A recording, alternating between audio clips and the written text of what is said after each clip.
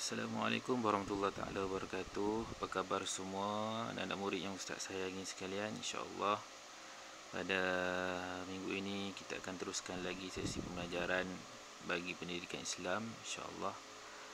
Ustaz harap semua berada dalam keadaan yang semangat untuk kita belajar.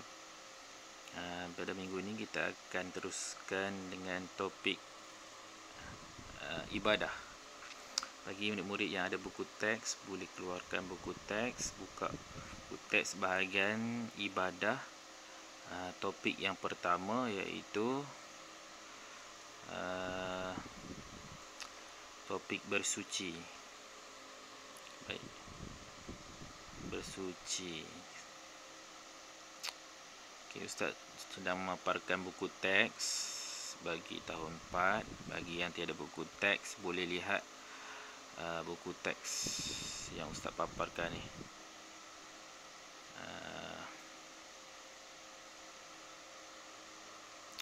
Okey. Okey, di sini. Mari bersuci. Kalau kamu ada buku teks, boleh buka pada topik ataupun tajuk unit 1, Mari bersuci di bahagian ibadah. Kalau di buku teks Ustaz ni, muka surat 114. Okey, insya-Allah. Mari kita baca apa yang terkandung dalam topik ini. Ini kalau kita lihat dekat sini, kita ada perbualan antara atuk dan cucu dia. Apa dia perbualan dia? Kita baca sama-sama. Soalan daripada murid ni yang pakai baju warna merah tu, dia tanya, Tengok Tok, Hafiz terpijak tahi. Dia terpijak tahi apa tu? Oh, mungkin dia terpijak tahi ayam, mungkin tahi ayam ke tahi kucing kalau dekat bawah tu. Okey, apa jawab Toknya? Itulah kalau tidak berhati-hati kan dah terpijak najis. Okey, soalannya lagi, apakah arti najis tu? Jadi jawabnya si atuk tadi tu, dia jawab, najis ialah semua benda kotor yang menghalang daripada sah solat seperti darah dan tahi. Tahi ni tahi lah bahasa mu kan. Seperti darah dan juga tahi. Darah, kalau ada terluka pada badan kamu, terkeluar darah, itu juga dikira sebagai najis. Jadi apabila kamu nak solat, kamu terpaksa bersihkan dulu. Kamu mesti bersihkan dulu darah yang ada pada badan dan juga pakaian, barulah boleh solat. Apa jadi jawab dia? Oh, baru Fatah tahu. Oh, nama dia Fatah. Okey, kita tengok surat yang seterusnya. Okey, di sini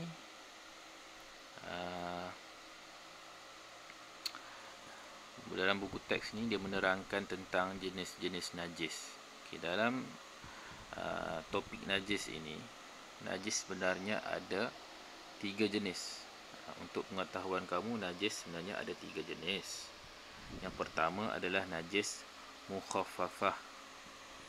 Yang kedua, najis mutawassitah. Dan yang ketiga adalah najis mughallazah. Ada 3 jenis najis. Kalau kamu tengok dalam buku teks ni, ada 3 jenis najis dalam kotak kuning tu. Kalau boleh nampak, saya bulatkan. Ini yang pertama, najis mukhaffafah, najis mutawassitah, dan juga najis mughallazah. Okey, kita tengok dulu najis yang pertama, najis mukhaffafah. Dari segi maksudnya, najis mukhaffafah ini membawa maksud ringan. Apa maksud ringan? Maksudnya dia najis yang tak berat, najis yang bukan najis yang kotor sangat. Najis mukhaffafah ni, apa dia jenis najis mukhaffafah ni? Najis mukhaffafah ni iaitu apa penerangan dia ialah air kencing kanak-kanak lelaki yang berumur 2 tahun ke bawah yang tidak makan dan minum kecuali susu ibunya sahaja. Apa maksudnya? Maksudnya baby lah. Baby yang baru lahir sehinggalah dia berumur 2 tahun, dia tak ada makan makanan lain. Dia tak ada makan nasi, dia tak ada makan buah ke, dia tak ada makan makanan baby yang lain, contohnya seperti Nestum dan sebagainya.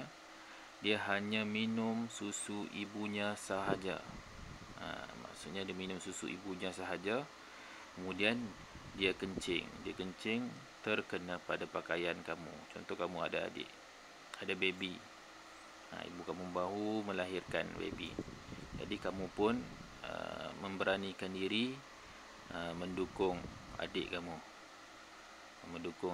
Tiba-tiba baby tersebut kencing. Kemudian entah macam mana air kencing tu terkeluar daripada pampers dia. Mungkin bocor dan sebagainya, terkena pada pakaian kamu, ataupun air kencing itu terkeluar dan meleleh di atas lantai. Jadi ia dikategorikan sebagai najis mukhaffafah lah. Ia najisnya ringan. Yang kedua adalah najis mutawassitah. Najis mutawassitah ini bukan najis selain daripada najis mukhalazah dan juga najis mukhaffafah tadi.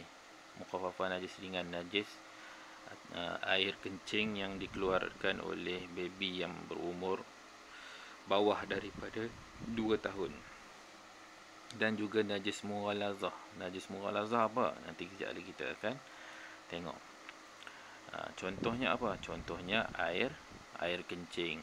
Air kencing orang dewasa lah. Air kencing orang dewasa ataupun air kencing kanak-kanak yang berumur lebih daripada 2 tahun. Kanak-kanak yang umur 3 tahun dan ke atas, air kencingnya dikira sebagai najis mutawassitah.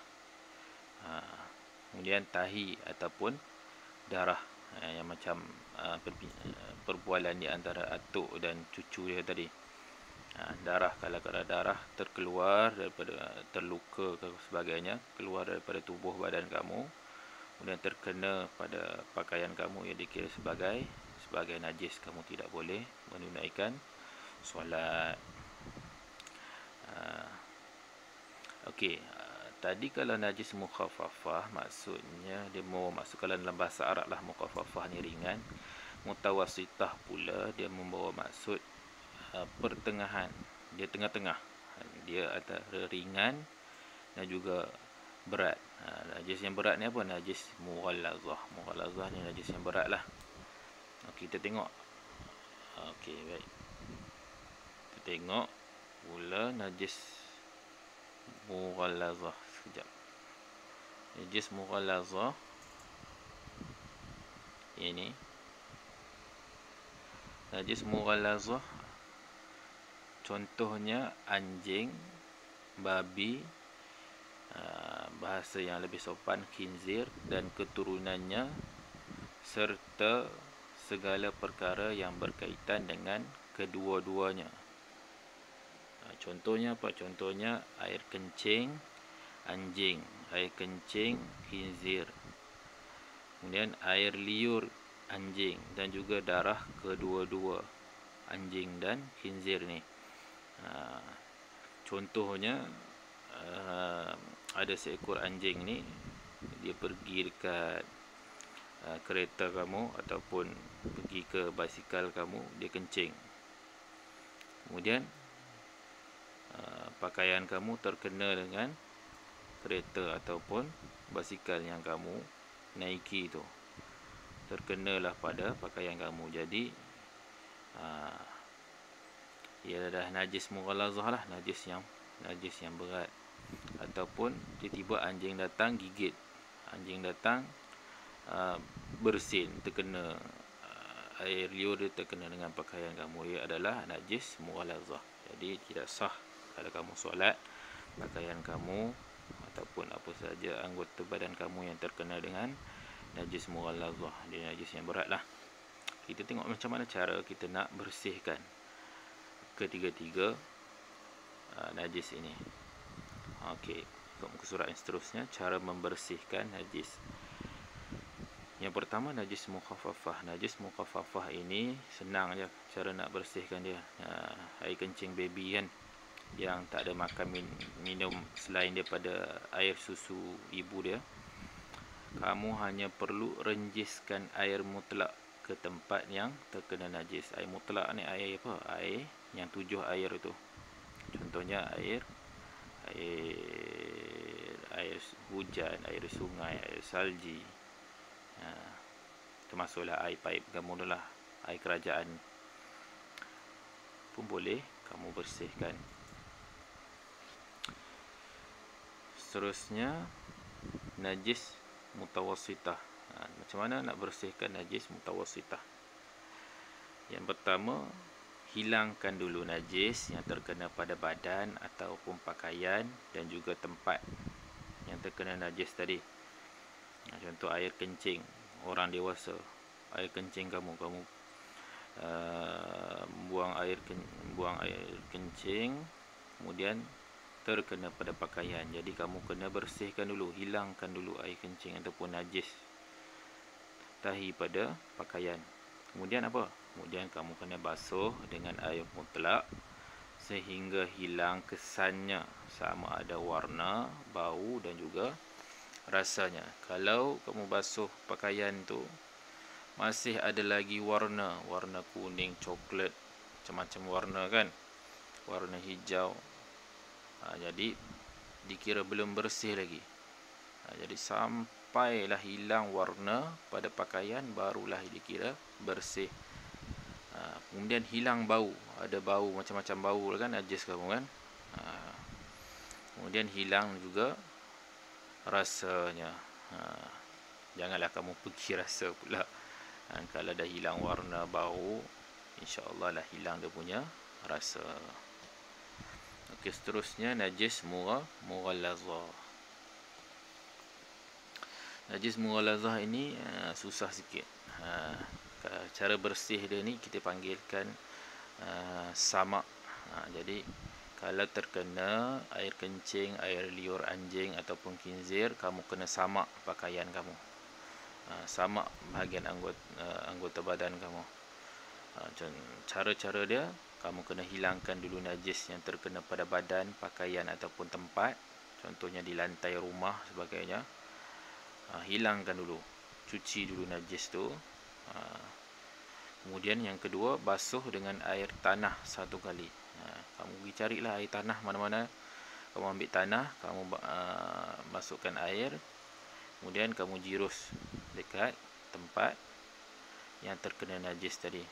Tanah pun mestilah tanah yang bersih, tanah yang suci. Tidak boleh tanah yang kamu dah guna untuk tayamum dan sebagainya. Untuk tayamum tu apa? Tayamum itu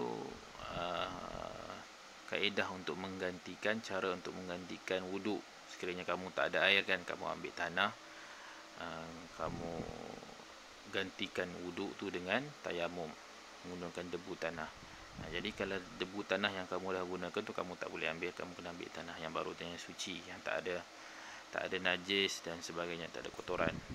Ambil tanah tu, pancur, masukkan dengan air, kemudian kamu jirus pada pakaian. Seterusnya yang nombor 3, selepas dah basuh dengan air tanah, kamu kena basuh dengan air mutlak sebanyak 6 kali.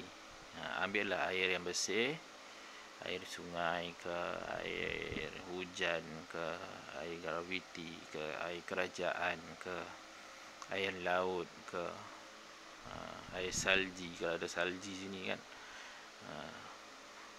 sehinggalah hilang bau, warna dan juga rasanya sebanyak 6 kali. Okey, kalau lebih lagi bagus. Proses membersihkan najis mughalazah ini, tengok kat sebelah tu, dinamakan sebagai sertu. Sertu. Kalau tadi yang samak tadi itu, samak ni sebenarnya kita nak basuh kulit. Kita nak contoh kulit haiwan, binatang dan sebagainya, kita namakan dia samak. Kalau kita nak bersihkan najis mughalazah, kita namakan dia sebagai sertu. So, minta maaf tadi Ustaz tersilap, tersebut samak. Okey, baik. Itu saja insya-Allah. Tugasan pada minggu ini Ustaz nak kamu buat nota daripada jenis-jenis najis mukhaffafah, salin dalam buku tulis kamu, buat nota cantik-cantik, najis mutawassitah, mughalazah, seterusnya dengan kaedah ataupun cara membersihkan najis mukhaffafah, mutawassitah dan juga najis mughalazah. Jadi Ustaz harap kalau perkara contohnya pakaian kamu terkena najis, kamu dapat membezakan antara najis tu najis mukhaffafah ke, najis mutawassitah ke, dan najis mughalazah. Sekiranya pakaian kamu terkena air liur anjing, ataupun kamu tersentuh anjing, biasanya kalau kamu sentuh anjing, dikira kamu menyentuh najis.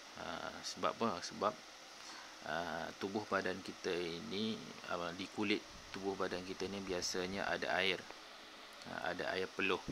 Jadi dalam keadaan basah, bila dalam keadaan basah ataupun lembap, pada tangan kamu menyentuh pada tubuh badan anjing, dikira tangan ataupun anggota badan kamu itu terkena dengan najis. Melainkan kamu menyentuh anjing dengan sarung tangan dan sebagainya, itu tak apa.